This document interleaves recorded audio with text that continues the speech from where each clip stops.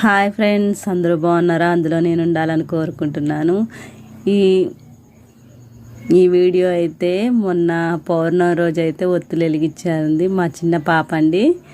మేము మా బాబు పెద్ద పాపది కూడా వీడియో అయితే పెట్టలేదు. ఇంకా మా చిన్న పాపది అయితే ముందు పెడుతున్నాను. తనైతే పూజల కాడ అన్నీ చేశాక వచ్చి హారతి తీసుకోవడం తప్ప పూజలు అయితే సరిగ్గా చేయదండి. వీడియోస్ తీయమంటే బాగా తీస్తుంది కానీ తను అగో చూడండి, ఒకసారి ఒత్తులైతే వెలిగించింది. హారతి కర్పూరం వెలిగించడానికి ఎంత తిప్పలు పడతాం, చేయగాలిందని అంటది చూడండి. ఇప్పుడు